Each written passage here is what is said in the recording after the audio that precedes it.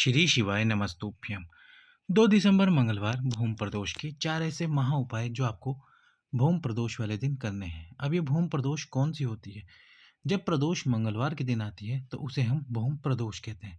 तो इस भूम प्रदोष के दिन किए जाने वाले उपाय जो कि आपके जीवन में संतान की प्राप्ति कराएंगे, कैसे करने हैं, कब करने हैं, तो चलिए वीडियो शुरू करते हैं। लाइक सब्सक्राइब शेयर करें।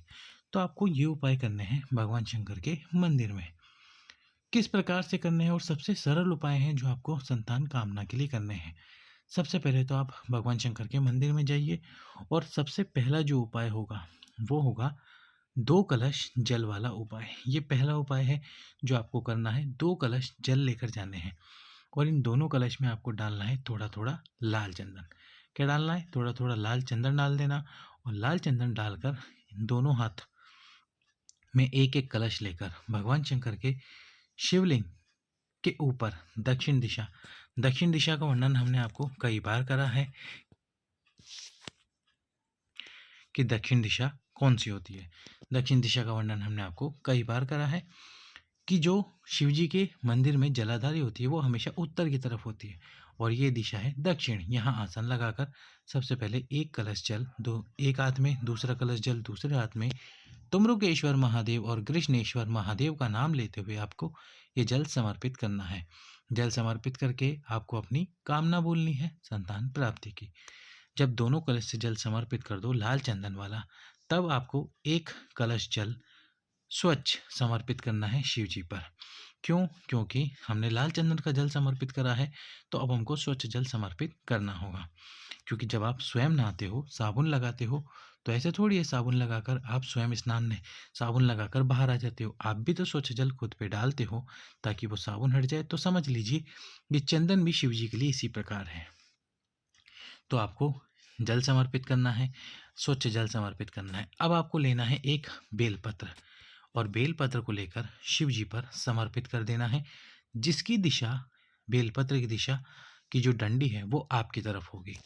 बेलपत्र समर्पित करते हुए आपको तुमरुका जी का नाम लेना है। ये होगा हमारा दूसरा उपाय। कौन सा उपाय? दूसरा उपाय होगा तुमरुका जी का नाम से। जब आप बेलपत्र समर्पित कर दो तब आपको क्या करना है?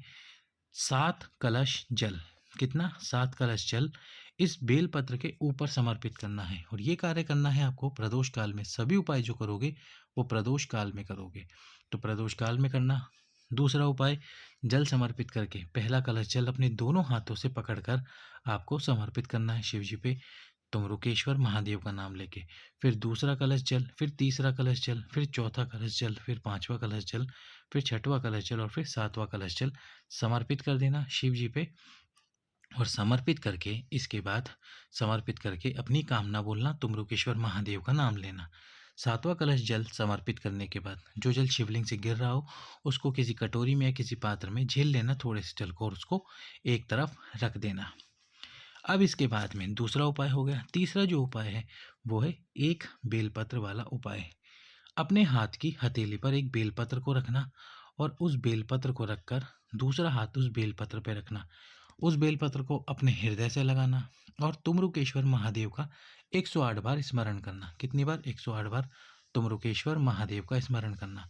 और तुमरुकेश्वर महादेव का 108 बार स्मरण करके उस बेलपत्र को भगवान शंकर के शिवलिंग पे समर्पित कर देना। ये होगा हमारा तीसरा उपाय जो आप करोगे 4 उपाय में से तीसरे नंबर पर। बेलपत्र समर्पित कर देना 108 बार तुमरुकेश्वर महादेव का नाम लेके। चौथा उपाय, चौथा जो उपाय होगा वो होगा शिव शक्ति शिव पार्वती मिलन दीपक। ये दीपक आपको कैसे प्रज्वलित करना है और कहाँ प्रज्वलित करना है? तो सबसे पहले ये चौथा उपाय होगा जो आपको दीप प्रज्वलित करना है प्रदोष काल में। तो एक दीपक ले लेना, आटे का लेना चाहो तो आटे का ले लेना, मिट्टी का लेना चाहो तो मिट्टी का ले लेना। इसमें एक लंबी बात और एक गोल बात लगाना। और ये दीपक, ये नंदी जी है, ये भगवान शंकर है, इनके बीच में यहाँ पर रखना जलाने से पहले, प्रज्वलित करने से पहले। और यहाँ रखकर आपको अपनी कामना बोलनी है, बाबा से प्रार्थना करनी है, कामना बोलनी है। प्रार्थना करके कामना बोलकर इस दीपक को यहाँ से उठाकर शिव जी के सामने रखना। कहाँ पर? शिव जी के सामने। इस स्थान पर शिव जी के सामने रखकर आपको वो दीप यहाँ पर प्रज्वलित करना है और शिव शक्ति शिव पार्वती का स्मरण करना है और स्मरण करके ये दीप को आपको प्रज्वलित कर देना है। तो इस प्रकार से करना है आपको ये उपाय, चारों के चारों उपाय। अब इसके बाद में जो जल आपके पास था कटोरी में आपने या फिर थोड़ा सा जल बचाया था, जो हमने आपको कहा था 7 कलश जल, जो 7वें कलश का जल है थोड़ा सा लेना, उसको नंदी जी के पीछे बैठकर, कहाँ, नंदी जी के, जो नंदी जी हैं उन नंदी जी के पीछे बैठकर आपको उस जल का सेवन करना है। जो नंदी जी हैं शिव मंदिर में, उन नंदी जी के पीछे बैठकर आपको ये जल का सेवन करना है और सेवन करके बाबा से प्रार्थना करनी है। तो ये हो गए उपाय जो आपको करने हैं। अब एक विशेष उपाय, यदि आपको सफ़ेद आंकड़े की जड़ मिल जाती है तो ये 4 उपाय के साथ ही समझ लेना ये 5वें नंबर का उपाय है। मिल जाती है तो बहुत बहुत अच्छी बात है, नहीं मिलती है तो आप केवल 4 उपाय करना। पर जिन भी माताओं बहनों को सफ़ेद आंकड़े की जड़ मिल जाए वह उपाय करना। क्या करना? गुरुजी ने कहा कि जिनको रजस्वला नहीं आता, जिनको संतान प्राप्त करनी है, उनको रजस्वला नहीं आता, किसी भी रीज़न से, कोई भी रीज़न हो सकता है आज के समय में, तो आप प्रदोष के दिन, सोमवार के दिन, वैसे तो उपाय सफ़ेद आंकड़े की जड़ का 7वें दिन का है, जब रजस्वला हो तो 7वें दिन, पर जिनका रजस्वला नहीं आता वह संतान प्राप्त करना चाहती हैं तो वह प्रदोष के दिन, और मान लीजिए किन्हीं किन्हीं का प्रदोष के दिन ही 7वां दिन है तो वह भी ये उपाय कर सकती हैं रजस्वला का। शिव मंदिर में जाकर सफ़ेद आंकड़े की जड़ को ले जाकर पति और पत्नी दोनों जाएं, कोई एक, अगर पति ना जा सके या पत्नी ना जा सके तो कोई एक जाए, उपाय करे, पर पत्नी को तो जाना ही होगा क्योंकि उनको उस जड़ को नंदी जी के पीछे खड़े होकर अपनी कमर में बांधना है, लाल वस्त्र में लपेट कर और लाल धागे में। तो उसके बाद में आपको सबसे पहले उस जड़ को 21 बार तुम्रुकेश्वर महादेव के नाम से भगवान शंकर के शिवलिंग पे से घुमा लेना है और फिर वहीं खड़े होकर उस जड़ को अपनी कमर में बांध लेना और बांध कर बाबा से प्रार्थना करना कि मेरा ये उपाय सफल हो जाए। अब इसके बाद में आपको एक पीपल का पत्ता समर्पित करना है भगवान शंकर के शिवलिंग पे अवधूतेश्वर महादेव के नाम से। उस पीपल के पत्ते को प्रदोष के दिन से लगातार समर्पित करते हुए आना और उसको लाकर घर में गाय के दूध में उबाल लेना। गाय का दूध ना मिले तो जो दूध आपके पास में हो, आप उस दूध में उस पीपल के पत्ते को उबाल लेना और फिर उस दूध को सेवन करना, पति और पत्नी दोनों, प्रतिदिन करना। 1 महीने तक ये उपाय करना, 3 महीने तक जड़ बांध कर रखना, बाबा को प्रतिदिन जल समर्पित करते रहना, बाबा से कामना करना।